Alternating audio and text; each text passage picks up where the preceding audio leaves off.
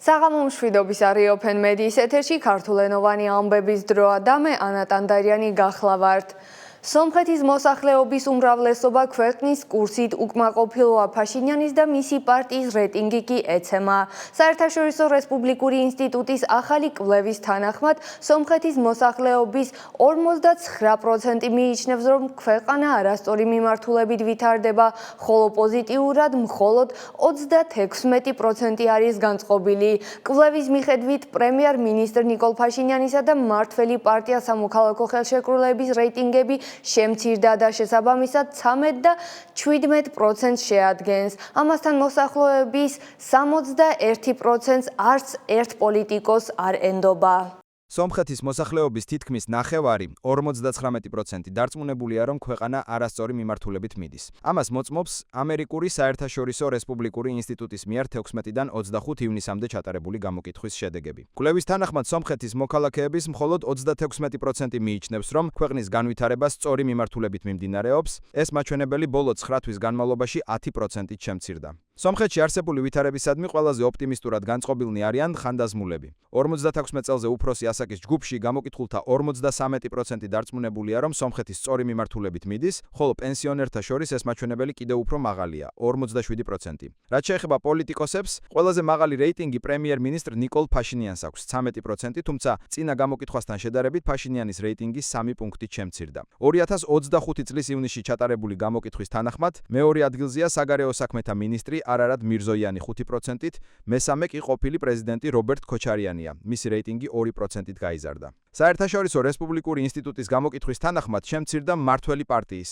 სამოქალაქო ხელშეკრულების რეიტინგიც. არჩევნები მომავალ კვირას რომ იმართებოდეს, ამ პარტიას ხმას სომხეთის ამომრჩეველთა მხოლოდ 17% მისცემდა გასულ სექტემბერში დაფიქსირებული 20%-ის ნაცვლად. სომხეთის მოქალაქეების უმრავლესობა კი არც ერთ პოლიტიკურ მოღვაწესა თუ პარტიას არ ენდობა. გამოკითხულთა 61%-მა თქვა, რომ არც ერთ პოლიტიკოს არ ენდობა. რაც შეეხება მომავალ საპარლამენტო არჩევნებს, გამოკითხულთა 28% ამტკიცებს, რომ მათში მონაწილეობას არ მიიღებს, 12% საარჩევრო ბიულეტენის გაბათილებას აპირებს, ხოლო 22% საერთოდ გაუჭირდა პასუხისგაცემა თუ რას გააკეთებს.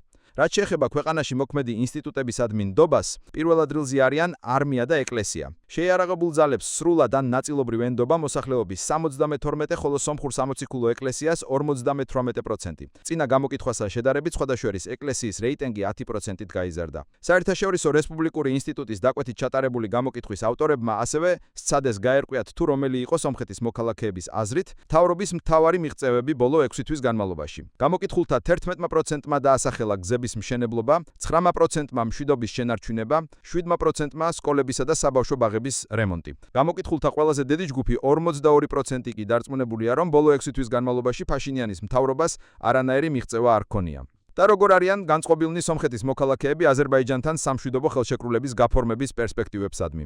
საერთაშორისო რესპუბლიკური ინსტიტუტის მიერ ჩატარებული გამოკითხვის შედეგებით თუ ვიმსჯელებთ, ამ საკითხში სომხეთის მოქალაქეების შეხედულებები გაიყო. აზერბაიჯანთან სამშვიდობო ხელშეკრულების გაფორმება სრულად ან ნაწილობრივ მხარს უჭერს გამოკითხულთა 47, ხოლო წინააღმდეგია 40%.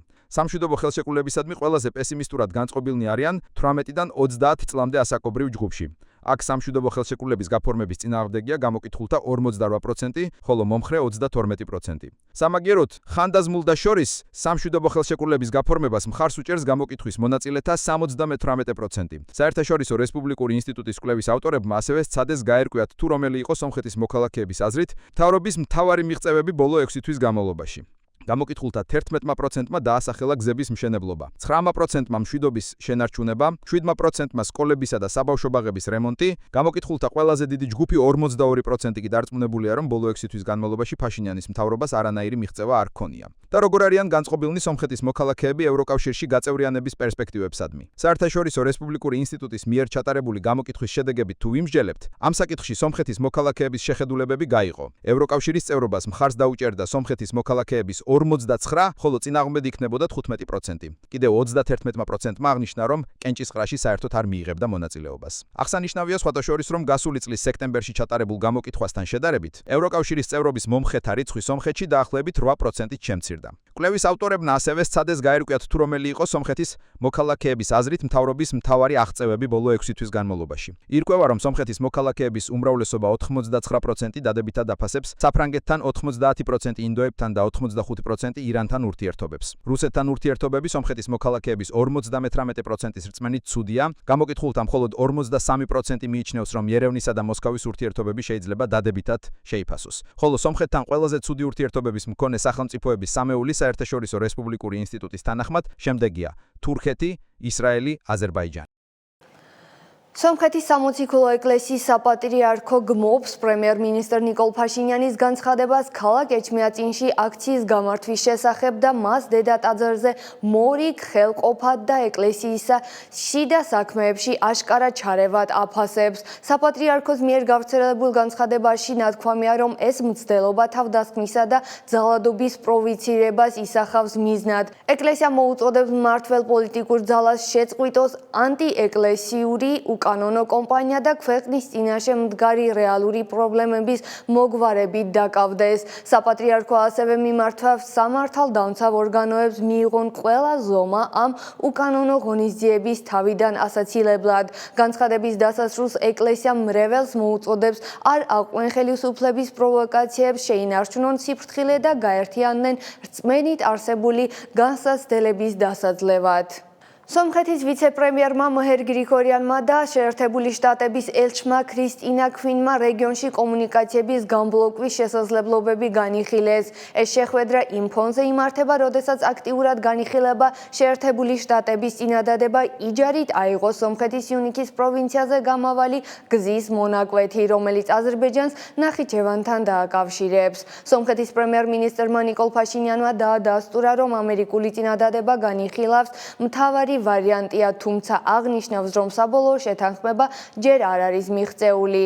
მანამდე შეერთებული შტატების პრეზიდენტმა განაცხადა, რომ სომხეთ-აზერბაიჯანის კონფლიქტი წარმატებულ დასასრულს უახლოვდება.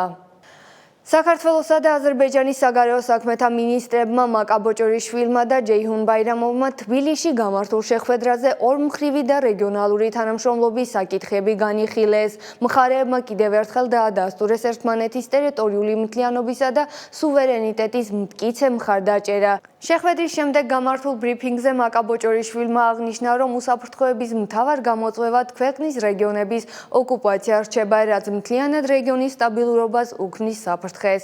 მინისტრებმა ხაზი გაუსვეს ეკონომიკური კავშირების გაუმავების დიდ პოტენციალს და რეგიონულ ჭრილში განსაკუთრებით შუა დერეფნის კონტექსტში თანამშრომლობის მნიშვნელობას.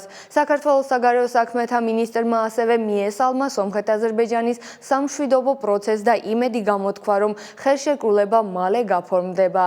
მან დაადასტურა საქართველოს მზადყოფმა ხელი შეუწყოს რეგიონში მშვიდობის განმტკიცებას. თავის მხრივ ჯეიჰუნ ბაირამოვმა აღნიშნა, რომ აზერბაიჯანი საქართველოს ერთ-ერთი მთავარი ინვესტორია, რომლის მიერაც ქვეყნის ეკონომიკაში 3,6 მილიარდი დოლარის ინვესტიციაა ჩადებული. მან ასევე ქართველ კოლეგას მიაწოდა ინფორმაცია ყარაბაღში მიმდინარე აღდგენითი სამუშაოებისა და დევნილთა დაბრუნების პროცესის შესახებ. ალიევი ყარაბაღში გამართულ ფორუმზე სომხეთს უნდობლობას უცხადებს და სამშვიდობო ხელშეკრულების წინაპირობებს ასახელებს. აზერბაიჯანის პრეზიდენტმა ილჰამ ალიევმა 19 ივლისს ქალაქ შუშიში გამართულ გლობალურ მედია ფორუმზე სომხეთთან სამშვიდობო პროცესის შესახებ ისაუბრა და ერევანს უნდობლობა გამოუცხადა.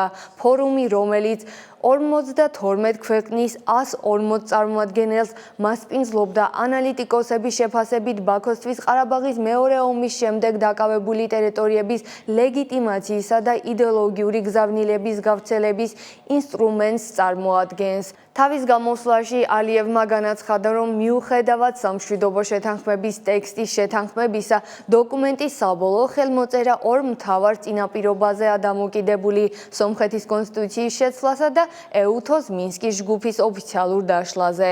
აზერბაიჯანის ლიდერმა აღნიშნა, რომ სომხეთის სანდოობის შეფასება მხოლოდ მისი მხრიდან პრაქტიკული ნაბიჯების გადადგმის შემდეგ იქნება შესაძლებელი.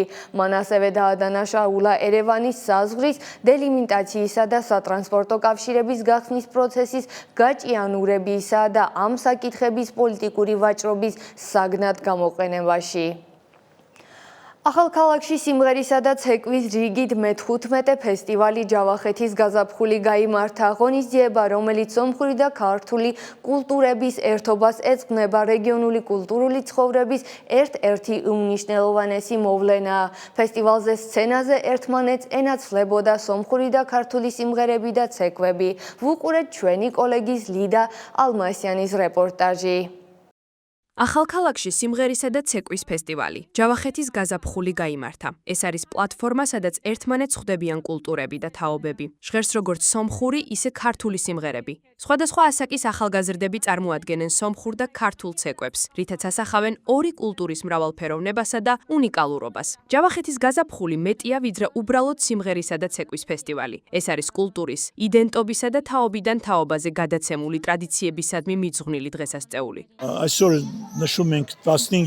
დღეს მე-15 საიუბილეო ფესტივალს აღნიშნავთ. დიდი მნიშვნელობა აქვს. დიდი როლი ითამაშა ფესტივალმა ჯავახეთის გაზაფხული, რადგან ყველა სოფელმა, ქალაქის ჯგუფებმა დაიწყეს ძალების სრული დაძაბვით მუშაობა, რათა მომავალ წელს შეძლონ პირველი ადგილის დაკავება, გრან-პრის მიღება და ასე შევძელით თითქმის ყველა სოფელში შევქმნათ სიმღერისა და ცეკვის ჯგუფები. რა თქმა უნდა, ჩვენს ფესტივალებში უანგაროდ მონაწილეობენ როგორც ქართული, ისე სომხური ჯგუფები. კულტურის სახლს აქვს ქართული ანსამბლი, რომელიც უკვე 12 წელია დიდი წარმატებით მოღვაწეობს. ყოველწლიურად ამ სცენაზე ხვდებიან სხვადასხვა ანსამბლის ახსაზრდელები, სომხური და ქართული ცეკვებით, ეროვნული სამოსითა და მშობლიურად ქცეული სიმღერებით.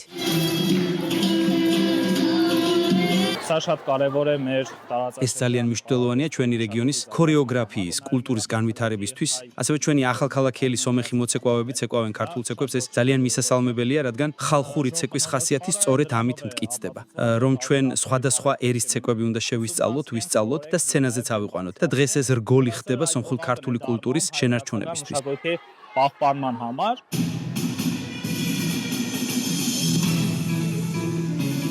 დღეს ჯავახეთმა კვლავ იცოცხლა ცეკვით. დააჩვენა, რომ კულტურის გადაცემა შესაძლებელია ფეხის მოძრაობით, ხმითა და მზერით. სომხურმა და ქართულმა ცეკვებმა არა მხოლოდ დაამშვენეს სცენა, არამედ შეგვახსენეს თუ რაოდენ მდიდარი და ცოცხალია ჩვენი კულტურები. ეს იყო ყველაფერი, რისი მოყოლაც გვინდოდა დღეისთვის. მადლობა ყურადღებისთვის და გემშვიდობებით.